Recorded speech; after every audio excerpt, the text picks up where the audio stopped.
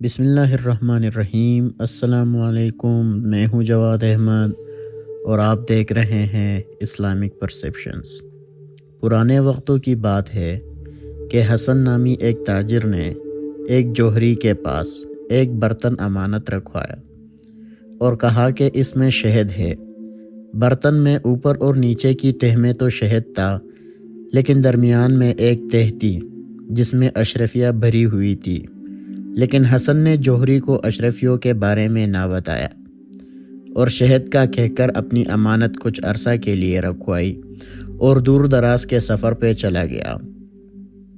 بہت عرصے بعد جب وہ واپس آیا تو جوہری سے اپنی امانت واپس لینے کے لیے گیا۔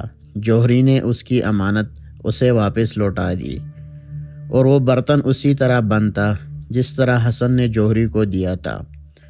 حسن نے جوہری کا شکریہ ادا کیا اور اپنی امانت لے کر گھر آ گیا، لیکن گھر آ کر جب اس نے برتن کھولا تو اس میں سے صرف شہد نکلا اور درمیانی تہہ میں رکھی ہوئی اشرفیہ غائب تھی۔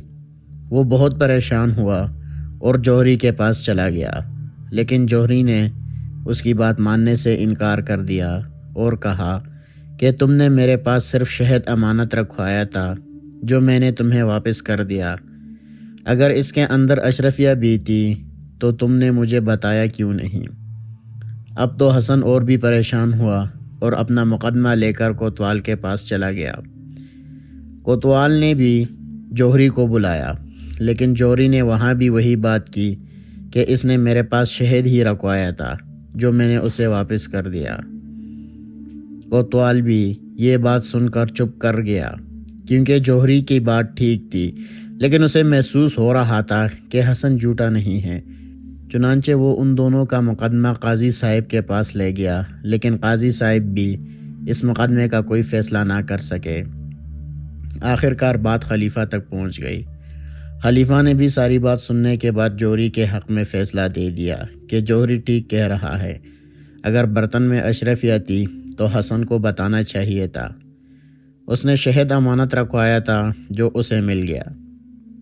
حسن افسردہ ہو کر خلیفہ کے دربار سے چلا گیا۔ سب کو پتا تھا کہ حسن سچا ہے، لیکن وہ اس عجیب و غریب مقدمے کا فیصلہ کرنے سے قاصر تھے۔ کچھ دن گزرے کہ خلیفہ بھی بدل کر اپنی عادت کے مطابق شہر کا جائزہ لینے نکل گیا۔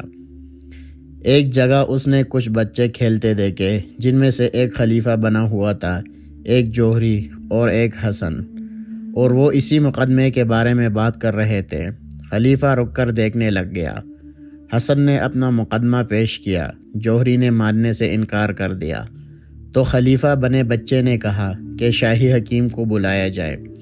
ایک بچہ شاہی حکیم کے روپ میں آیا۔ خلیفہ بنے بچے نے اس سے کہا کہ اس شہد کو چکھ کر بتاؤ کہ یہ کتنا پرانا ہے۔ شاہی طبیب نے چکھنے کے بعد کہا کہ یہ شہد تازہ ہے، یعنی زیادہ عرصہ پرانا نہیں ہے۔ خلیفہ بنے بچے نے جوہری بنے بچے سے کہا کہ تم نے اس کا برتن کھولا تھا اور شہد نکالا تھا، اب یا تو تم اس کی اشرفیہ واپس کر دو یا پھر سزا کے لیے تیار ہو جاؤ۔ خلیفہ یہ واقعہ دیکھ کر بہت خوش ہوا اور واپس اپنے دربار جا کر جوہری اور حسن کو طلب کیا اور اسی طرح سے شاہی طبیب کو بلا کر شہد چکھنے کا کہا، تو شاہی طبیب نے بتایا کہ شہد تازہ ہے۔ خلیفہ نے جوہری کو کہا کہ یا تو اشرفیہ واپس کر دو یا پھر سزا کے لیے تیار ہو جاؤ، کیونکہ تم نے اس کا برتن کھول کر شہد نکالا تھا اور اس کے ساتھ اشرفیہ بھی نکالی تھی۔ جوہری نے تسلیم کر لیا اور حسن کی اشرفیہ واپس کر دی۔ یوں ایک بچے کی ذہانت سے ایک مشکل مقدمے کا فیصلہ ہو گیا۔